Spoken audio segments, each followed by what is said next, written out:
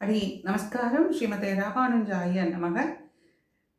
நீலா துங்க ஸ்தனகிரி தடி சுப்தமுத்போத்ய கிருஷ்ணம் பாராத்யம் ஸ்வம் ஸ்ருதி சதசிர சித்தமத்யாபயந்தி ஸ்வோஷிஷ்டாயாம் ஸ்ரஜினிகலிதம் யா பல்லாத்கிருத்ய புங்க்தே கோதா தஸ்யை நமயிதமிதம் பூய ஏவாஸ்து பூயக.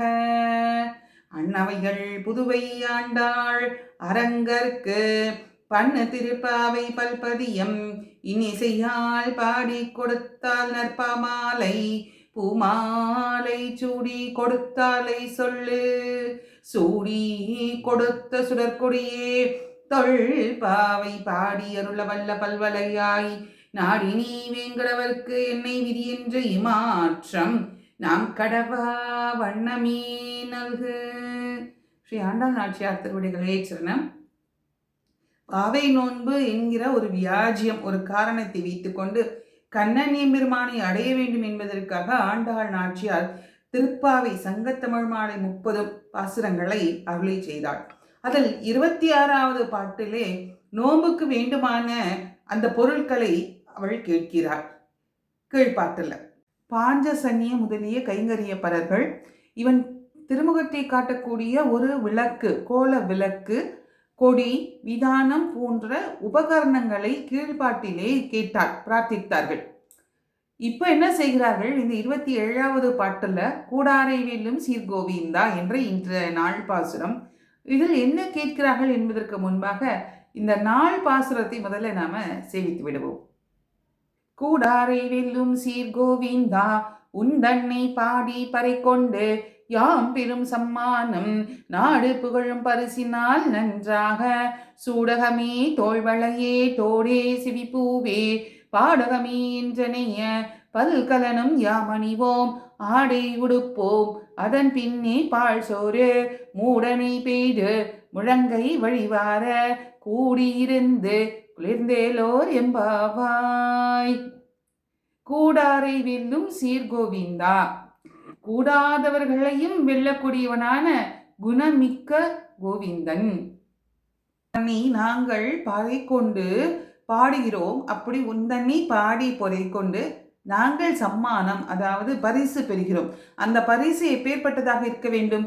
எல்லோரும் புகழும்படியாக இருக்க வேண்டிய அந்த பரிசு நன்றாக இருக்க வேண்டும். சூடகமி தோள்வளையே தோடே, சூடகமி கைவலை, அவன் கரம் பிடிக்கக்கூடிய அந்த கரத்திற்கு வலைகள் வேண்டும். சூடகமி தோள்வளையே, அவனை ஸ்பரிசிக்கக்கூடிய இந்த தோள்களுக்கு தோள்வளை, தோடே தோடு செவிப்பூவு போன்றவற்றையெல்லாம் நீ எங்களுக்கு தர வேண்டும். இப்படி தரும்போது முன்னாடி எதுவுமே வேண்டாம் என்று சொன்னவர்கள் இப்ப ஏன் கேட்கிறார்கள் என்றால், கூடி இருப்பதனால இப்ப அவனை சென்று அடைந்து விட்டார்கள். அதனால அவர்களுக்கு இதெல்லாம் தந்து பலவிதமான மேலும் பல்கலனும் அணிய, மேலும் பலவிதமான அணிகலன்களை நாங்கள் அணிய, நாங்கள் நன்றாக அணிவோம். எப்படி? நீயும் நட்பின்னை பிராட்டியும் எங்களுக்கு பரிசாக தந்தாள். இருவரையும் தாயாரையும் சேர்த்துதான் இங்கே ஆண்டாள் நாச்சியார் சொல்கிறார். அதற்கு பிறகு இப்படி இந்த ஆடைகளை எல்லாம் உடுத்தி கொண்ட பிறகு ஆடை உடுப்போம் அதன் பின்னே பால் சோறு. அப்ப நன்றாக அந்த ஆடை உடுப்போம். அந்த ஆடை என்ன? உடுத்து கலைந்தனி பீதக ஆடை என்று சொல்கிறார் அல்லவா பெரியாழ்வார். அது போல இங்கே அந்த ஆடை உடுத்தி கொண்டு நன்றாக ஒரு ஆடையை உடுத்தி கொண்டு முழங்கை வழிவார நெய் வழியும்படி எல்லோரும் கூடி இருந்து அந்த அக்கார அடிசிலை நாங்கள் அனைவரும் சேர்ந்து உண்டு குளிர வேண்டும். இது மேலோட்டமான அர்த்தம். இப்போ கொஞ்சம் விளக்கமாக நம்ம பார்க்கலாம். கூடாரை வெல்லும் சீர்கோவிந்தா, இந்த பதத்திற்கு முதல்ல விளக்கமா நம்ம பார்ப்போம். பெண்களே, என்ன உங்களிடத்துல தோற்க செய்தீர்கள். என்ன வேணும்னு கேட்டேன், உபகரணங்கள் வேணும்னு கேட்டீர்கள், அதுவும் தந்தேன்.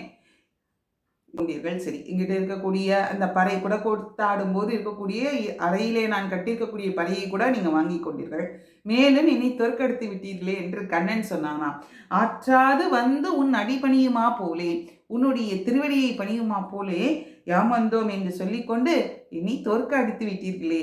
கூடாரை வெல்லும் சீர்கோவிந்தா, இது எப்படி என்று கேட்கும்போது, கூடாதவர்களையும் வெல்லக்கூடியவன் நீ அப்படின்னு போற்றி பாடுகிறார்கள்.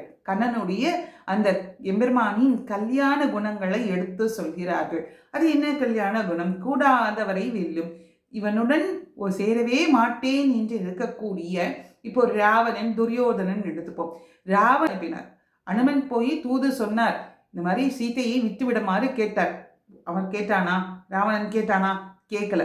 இன்னொரு ஒரு தடவையும் அவனுக்கு ஒரு வாய்ப்பு கொடுத்தார், இன்று போய் நாளை வா என்ற. அப்பையும் இவனிடத்திலே அவன் சேரவில்லை. அப்படி சேராத அவனை வென்றான் கண்ணன். கூடாரை வெல்லும் சீர். அப்போ அந்த கூடாதவர்களை வெல்லக்கூடிய தன்னை பெற்றவன் எம்பெருமான். கூடியவர்களுக்கு என்ன பண்ணுவானா?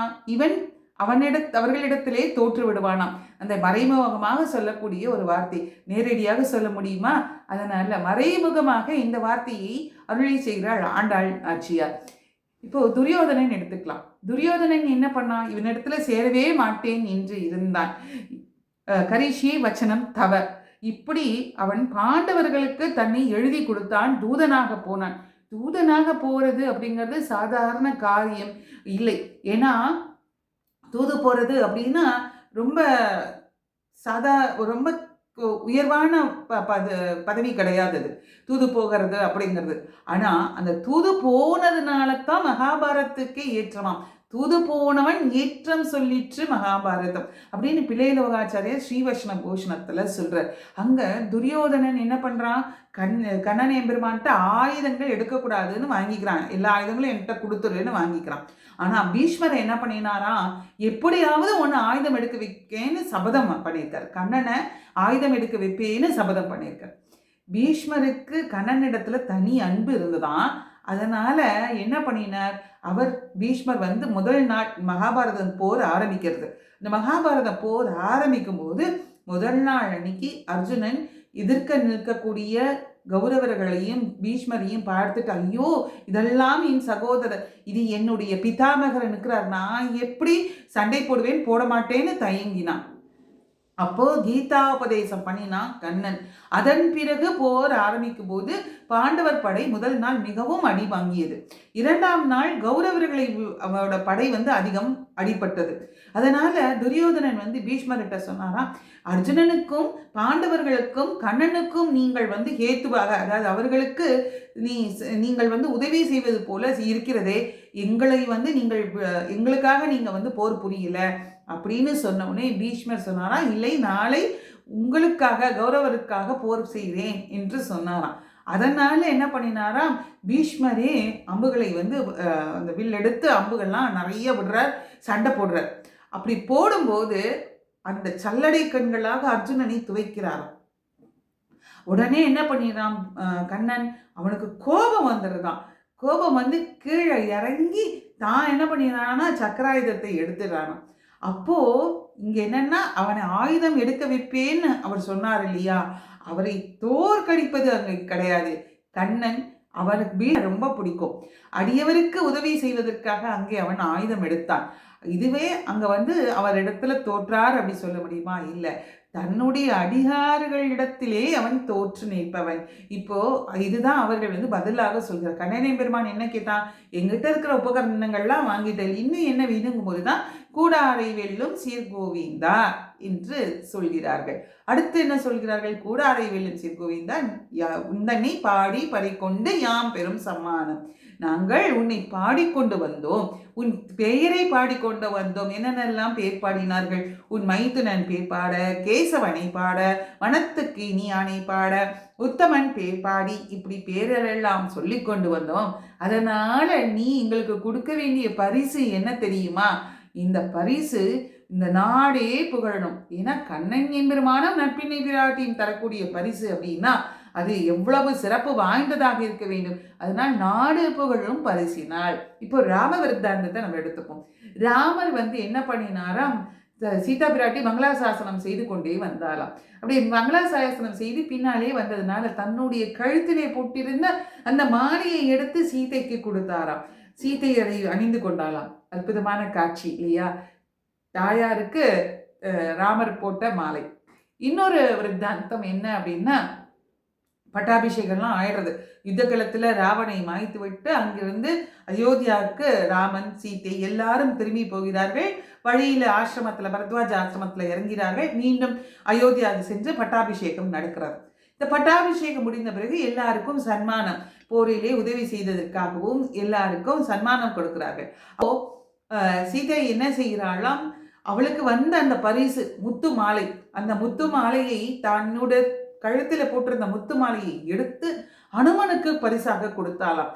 இப்படியாக அந்த பரிசு இருந்ததே, இவ்வளவு சிறப்பாக பரிசு முன்பெல்லாம் இங்கு காட்டி கொடுத்திருக்கிறார்களே, அதுபோல எங்களுக்கு நாடு புகழும் பரிசு நாள் நன்றாக இன்னும் சிறப்பான ஒரு பரிசு. அப்படி நீ சிறப்பான பரிசாக என்ன பண்ணணும் அப்படின்னா, சூடகமே தோள்வளையே தோடே செவிப்பூவே பாடகமே அப்படிங்கிறாள். நீ உன்னை நாங்கள் அடைஞ்சிட்டோம், அப்போ உன்னுடைய கரம் படணும். அப்படி கரம் படும்போது இந்த கைகளுக்கு என்ன வேணும், வளைகள் வேணும், கையில வளைகள் போடணும், சூடகமே. அடுத்து இந்த ஸ்பரிசப்படும் போது இந்த தோல் படுமே, அதனால இந்த தோளுக்கு தோல் வளை, அந்த தோல் வளை வேணும். அடுத்து என்ன வேண்டுமா, தோடே செவிப்பூவே, இந்த காதல் இங்கெல்லாம் போடுறா இல்லையா, அது பேரு செவிப்பூவே. அதன் பிறகு பாடகமே, இந்த திருவடிகளுக்கு பாடகம் வேண்டும், அதாவது காலில் அணியக்கூடிய அந்த கொலுசு வேண்டும். இதையெல்லாம் நாங்கள் போட்டுக்கொண்டு ஆடை உடுப்போம். ஆடை அப்படின்னா உடுத்து கலைந்த நீ பீர ஆடை உடுத்து கலத்தது உண்டு சூடுமி தொண்டர்களோம் அப்படின்னு பல்லாண்டுல பாடினார் இல்லையா பெரியாழ்வார். அப்ப பெரியாழ்வாருடைய திருமகளாய் அவதரித்த ஆண்டாள் நாச்சியா இப்ப என்ன சொல்றா, ஆடை வேண்டும், நீ உடுத்து கலைந்த உன்னுடைய ஆடை வேண்டும். அந்த மாதிரி நல்ல சிறப்பான ஒரு பட்டு பீத்தாம்பரம் தானே கண்ணன் அணிஞ்சிருப்பான், அந்த மாதிரியான ஆடையை கொடு. அதன் பிறகு நாங்கள் என்ன பண்ணணும், அக்கார அடிசல், முழங்கை வழிவார அக்கார அடிசலாம், நெய் ஒழுகிற மாதிரி நாங்கள் அக்கார அடிசலுக்கு அம்சிக்க வேண்டும், அதை மீண்டும் நாங்கள் அதை அனுபவிக்க வேண்டும், உண்டு கழிக்க வேண்டும் அப்படிங்கிறார். இந்த அக்கார அடிசல் பண்ணணும் அப்படிங்கிறது இவள் எங்கிருந்து கற்றுக்கொண்டாலாம். இதற்கு பெரியாழ்வாரே சொல்றார், நெய்யடை நல்லதோர் சோறும். ஏன்னா அவள் திருமகள் இல்லையா, அதனால நெய் நிறைய இருக்குமா. அது இல்லாம இவள் என்ன பண்றா, அந்த கோபிகையாகவே அனுகாரம் பண்ணி கொண்டு தானே பாவை நோன்பு இருக்கா. அப்ப அந்த அனுகாரம் பண்ணி கொண்டு இருப்பதனால, இடையர்கள் இடத்துல இருப்பதனால நெய்க்கு பஞ்சமா என்ன, நிறைய நெய், அதுவும் ஒரு மாசமா. 2வது பாசுரத்துல சொன்னா நெய்யுன்னோ மலரிட்டு முடியும் அப்படிலாம் சொன்னா, ஏன்னா அப்ப கண்ணன் எம்பெருமானுடன் கூடி இருக்கல. இப்ப கண்ணன் எம்பெருமானிடத்திலேயே வந்தாச்சு, அவனிடத்துல உபகரணங்கள்லாம் வாங்கியாச்சு, அதனால கூடி இருப்பதனால இப்போ இவர்களுக்கு அந்த விரக தாபம் தீரப்போகிறது என்பதனால அந்த சந்தோஷத்துல கண்ணன் எம்பெருமானிடத்துல வந்து கூடி இருந்ததுனால இப்போ எங்களுக்கு இந்த தோடே சிரிப்பூவே இதெல்லாம் எங்களுக்கு வேணும், அதெல்லாம் நாங்கள் போட்டுண்டு ஆடை உடுத்தி நாங்கள் இந்த அக்கார அரிசிலை செய்து நாங்கள் உண்டு கழிப்போம். இந்த அக்கார அரிசியில் இந்த பெரியாழ்வார் வந்து நெய்யிடை நல்லதோர் சொல்லும், அவரும் நெய்யின்னு சொல்றார். அந்த ஒரு மாசமா இருக்கிற நெய்யெல்லாம் நிறைய உபயோகப்படுத்த வேண்டுமோ என்னமோ, முழங்கையின் வழிவார. இப்போ ஒரு ஒரு சின்ன ஒரு உதாரணத்தை எடுத்துக்கலாம். இந்த அக்கார அடிசல்ங்கிறதும் பெரியாழ்வார்ட்ட இருந்து தான் கத்துன்றப்பா போல இருக்கு. பெரியாழ்வார் சொல்றார், பாவனையில சொல்றார் பாசுரத்துல எப்படி அந்த அக்கார அடிசல் பண்ணணும் அப்படிங்கிறதையும் காட்டி கொடுக்கிறார்.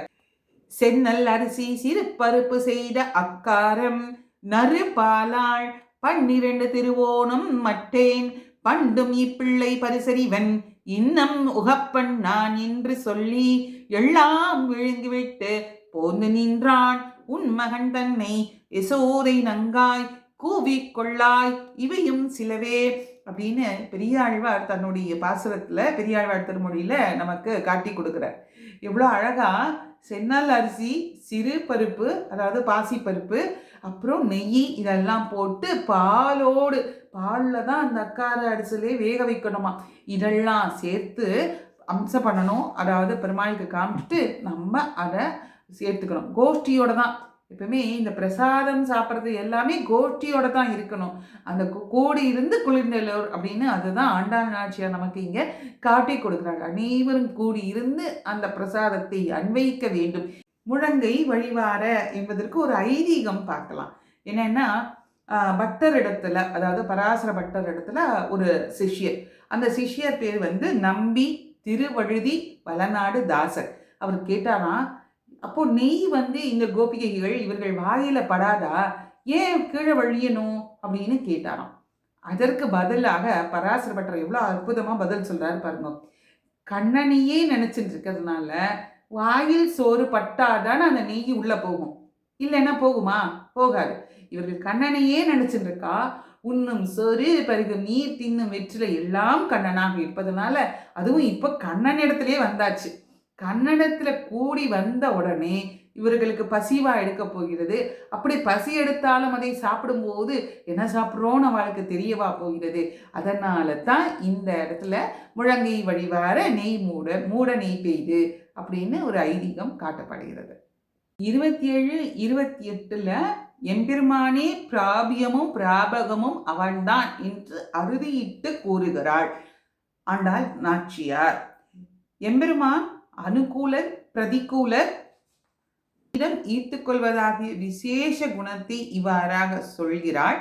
உயர்ந்த புருஷார்த்தம் எம்பெருமானுடன் எப்பொழுதும் பிரியாமல் தொடர்ந்து கைங்கரியம் செய்வதாகிய சாயுஜ மோட்சமே என்பதை நமக்கு இந்த பாசுரத்தில் எடுத்து சொல்கிறாள். நன்றி, நமஸ்காரம்.